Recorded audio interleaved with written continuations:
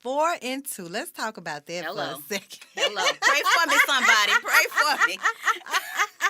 You know what? We might as well start Pop Talk, Esco's Pop Talk, right now with a very, I think, important trending topic that's always trending, especially for us women, because as a mother, we balance so much, right? Because I can think of all the things that I do, trying to grow a brand, trying to work my full-time job, trying to take the kids to their basketball practice, to AAU.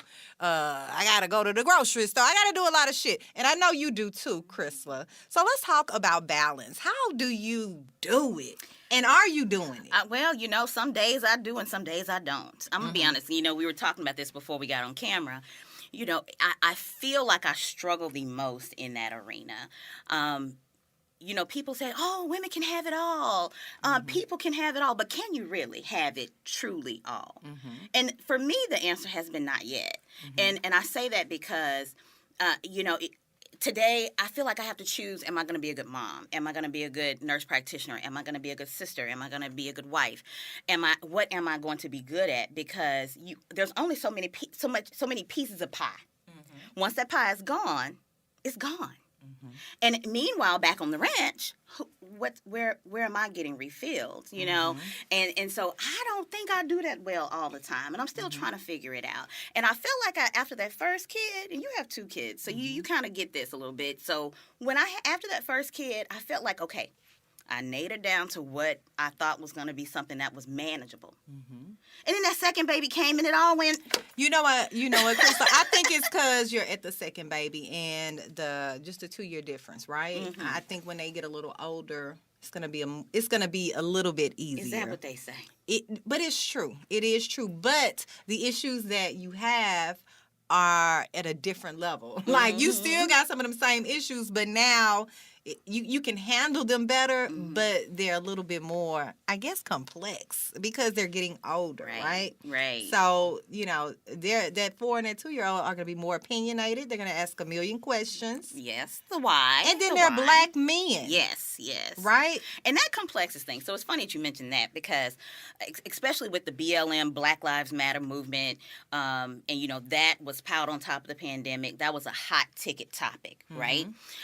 Things were tense. And some of my Caucasian colleagues and friends felt comfortable enough to have those crucial conversations with me. Right. They want to pick your brain. Yes. As a black woman. How did that go? Amazing. I welcome that. Going to University of Tennessee in Knoxville was a predominantly white school. And so I was accustomed to that. And so that doesn't bother me. I know some people, it bothers them. It doesn't bother me. Because I would rather them get the information from me versus their table of people that really don't know. But it's funny because I said we both have sons. One of my friends. We both have sons, and I said, there is a conversation that Terrell and I have to have with our children that you have never had to have with your son. Yeah. And that conversation is how to be a black man in America. Because I don't care how many degrees these boys have. I don't care how well I've named them, air quotes. They're still a black man.